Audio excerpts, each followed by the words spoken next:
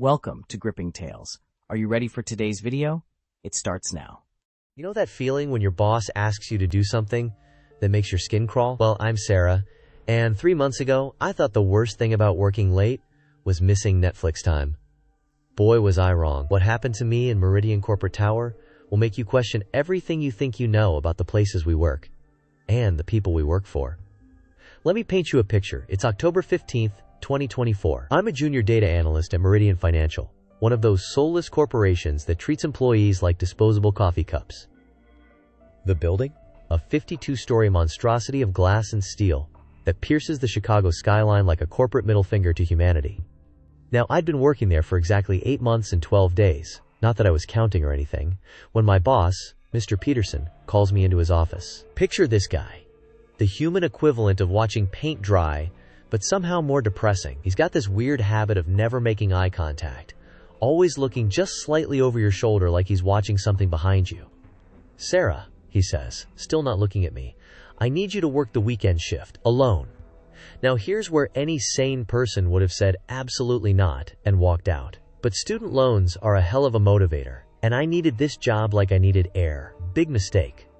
Huge mistake. The assignment seemed simple enough. Suspiciously simple, actually. I needed to digitize old employee records from the 47th floor. You know, that floor nobody talks about. The one that's been under renovation for the past 3 years. The floor where the elevators mysteriously skip from 46 to 48. "Why can't this wait until Monday?" I asked, trying to keep the nervousness out of my voice. And Peterson finally looked at me, really looked at me, and I swear his pupils were completely dilated, like he'd been staring into a bright light. "Company policy," he said, his voice monotone. "All historical records must be processed by the end of the month. Insurance liability." But here's the kicker, and this should have been red flag number 1. He hands me this old-fashioned brass key. Not a key card, not a code, but an actual Victorian-looking key that felt ice cold in my palm despite the warm office. "The elevators will be shut down for maintenance," he continued, "so you'll need to take the service stairs to 47. Your shift starts at 11 p.m. Saturday. The building will be empty, except for security." I should mention that Meridian Tower has a reputation. Nothing concrete, just whispers. High employee turnover, especially on the upper floors. People would start working there bright-eyed and bushy-tailed. Then 6 months later, they'd quit without notice. Some said they'd seen things in the building after hours. Shadows moving where no one should be. Elevators stopping on floors they weren't supposed to access. But those were just stories, right? Corporate urban legends to spice up the mind-numbing routine of data entry and profit margins. God, I was so naive. Saturday night, 10:47 p.m. I'm standing outside Meridian Tower, and let me tell you, this building hits different at night. During the day, it's just another office building. Ugly, sure, but harmless. At night, it looks like someone took a slice of hell and wrapped it in reflective glass. The lobby security guard, Frank, is this older guy who's worked there for 20 years. Usually he's pretty chatty, always asking about my weekend plans. But that night, he barely looked up when I signed in. "You sure you want to do this, kid?" he muttered, sliding the visitor's badge across the marble counter. "Do what?" "It's just data entry." Frank glanced around the empty lobby, then leaned closer. His breath smelled like coffee and something else. Something metallic. Nobody's worked alone on 47 for 3 years. There's a reason for that. Before I could ask what he meant, he straightened up and put on his professional security guard voice. "Service elevator's broken, like your boss said. Stairs are that way. Call if you need anything, but..." He paused, looking uncomfortable. "Just try not to need anything, okay?" The stairwell was worse than I imagined. You know how most office buildings have those sterile, well-lit emergency stairs? Not Meridian Tower. These stairs were old-like, built when the building was constructed old. The walls were this sickly green color that looked even worse under the flickering fluorescent lights. By the time I reached the 47th floor, I was seriously regretting my decision to skip cardio for the past, well, ever. But the exhaustion wasn't the worst part. The worst part was the smell. Have you ever walked into a house that's been empty for months? That stale, dead air smell? That's what hit me when I opened the door to the 47th floor. Except underneath it was something else. Something organic and wrong. Like flowers left to rot in stagnant water. The 47th floor was a time capsule from corporate hell. Picture the most generic office space you can imagine, then age it 30 years and forget to clean it. Cubicles stretched out in perfect rows, each one identical to the next. Beige walls, beige carpet, beige everything. It was like someone had drained all the color out of the world and called it professional. The records I was supposed to digitize were in the back corner, in what used to be someone's office. The nameplate on the door was tarnished, but I could still make out D. Whitmore, Personnel Director. Inside, filing cabinets lined the walls, stuffed with manila folders dating back to the 1990s. I set up my laptop on the dusty desk and got to work. The first few files were exactly what you'd expect. Employment records, tax forms, performance reviews. Boring stuff. But as I worked deeper into the night, the files started getting weird. There were termination notices with no reasons given. Just employment ended, code 47. Dozens of them. Then I found medical reports. Not normal workplace injury stuff, but psychological evaluations. Employee after employee was being referred for acute stress reactions and paranoid episodes. One report, dated March 15, 1998, caught my attention.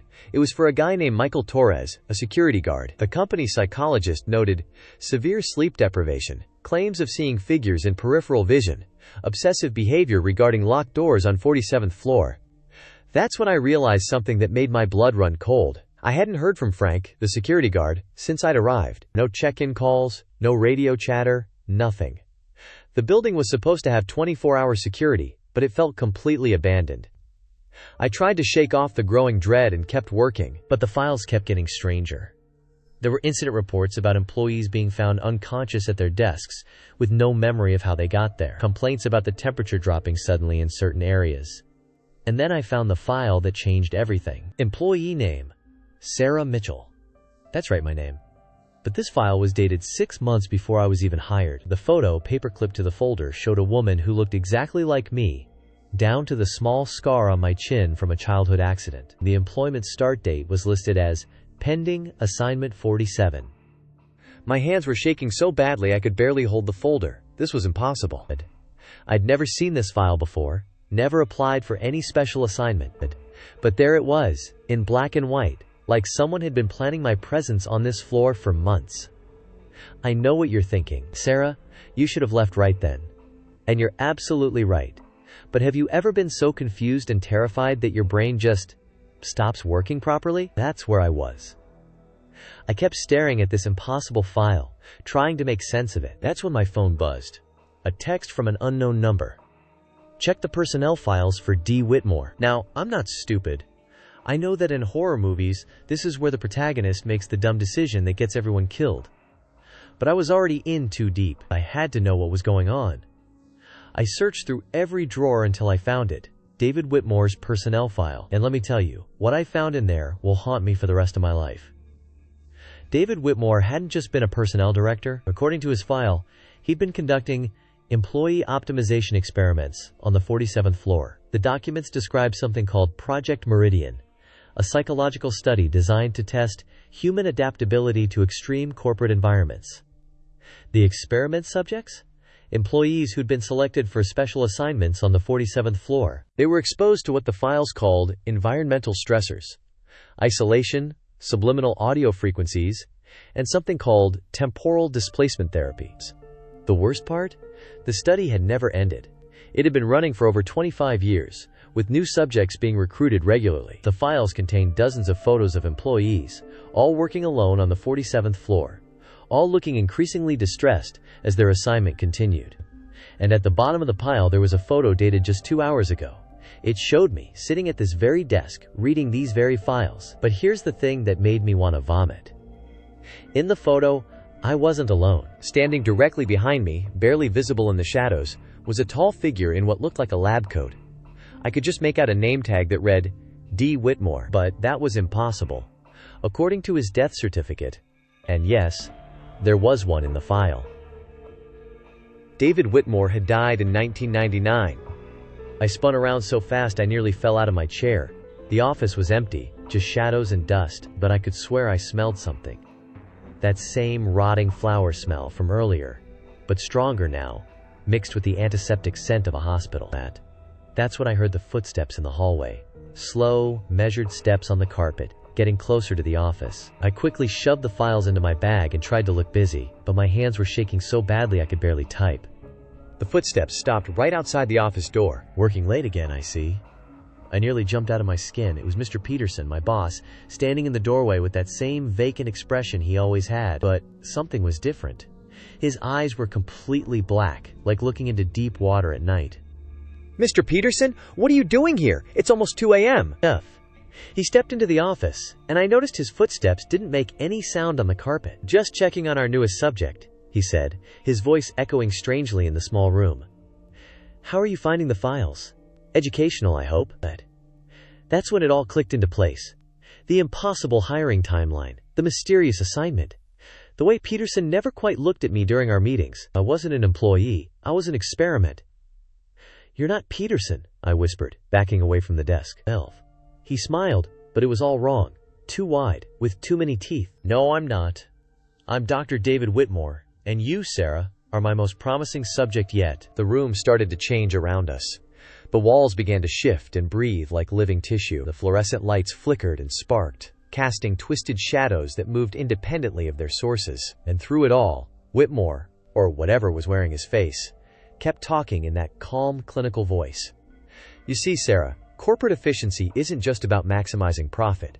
It's about understanding the limits of human endurance, the breaking points of the human psyche. The 47th floor is my laboratory, and you're going to help me finish my research." I didn't wait to hear the rest of his psychotic monologue. I grabbed my bag and ran for the door, but when I tried to leave the office, I slammed into what felt like solid glass. The doorway was there. I could see the hallway beyond, but I couldn't pass through it. "The 47th floor has its own rules," Whitmore said, sounding amused. "Time moves differently here. Space bends to serve the experiment. You can't leave until we're finished." That's when I looked at my phone and felt my sanity start to crack. It was 11:47 p.m., the same time I'd arrived on the floor hours ago. The clock on my laptop showed the same time.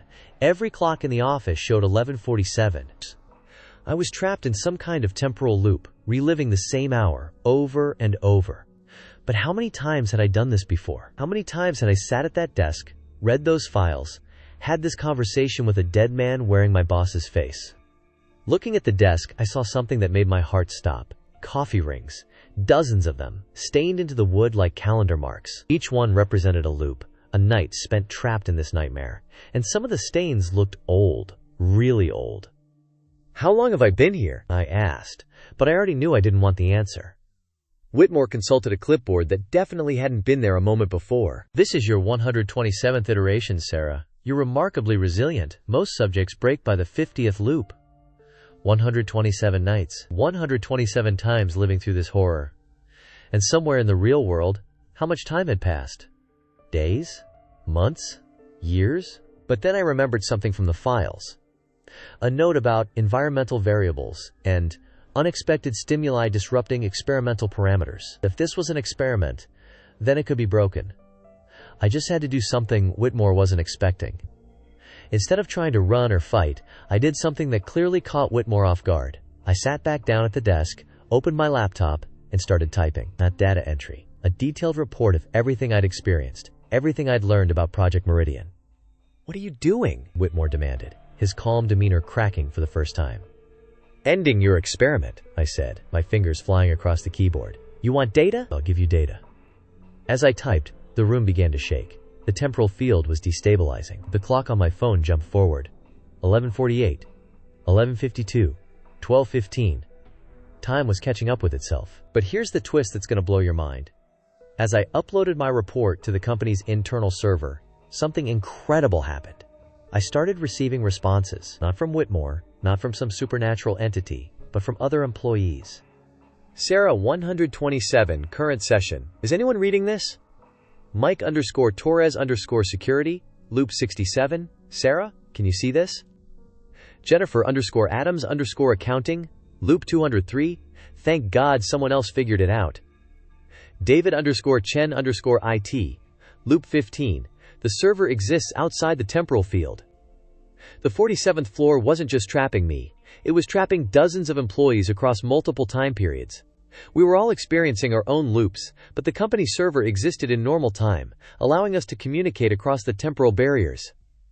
And here's the most terrifying part. In the real world, none of us had ever quit. We were all still listed as active employees, still getting paid, still officially working our shifts on the 47th floor. Our families thought we were just working a lot of overtime. But the most shocking discovery came when I accessed the building's current employee directory through the server. Mr. Peterson, the real Peterson, was listed as deceased, died in a car accident 6 months ago. The thing that had been giving me assignments, signing my paychecks, the entity wearing his face. It was part of the experiment. Whitmore hadn't just continued his research after death, He'd evolved it, using the corporate structure itself as a trap, luring employees into temporal loops where they could be studied indefinitely. The final twist? As I write this, as I speak to you now, I'm still on the 47th floor. Still trapped. But I found a way to reach the outside world. To record this message and upload it where people can find it. If you work for Meridian Financial, if you've been asked to work alone on the 47th floor, if your boss starts looking at you differently, run. Don't make my mistake, because right now, as you're listening to this, I'm living through loop number 394, and I'm starting to forget what the real world looks like. The scariest part isn't being trapped in a corporate nightmare.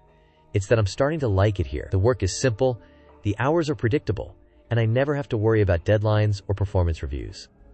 Maybe that was the real experiment all along, not to break us, but to make us complicit in our own imprisonment. Loop 395 starts in 3 minutes. I should probably get back to work. Thanks for watching. Every ending hides the beginning of another tale, and ours is already on its way. Stay tuned. You'll find the next chapter right here, and soon.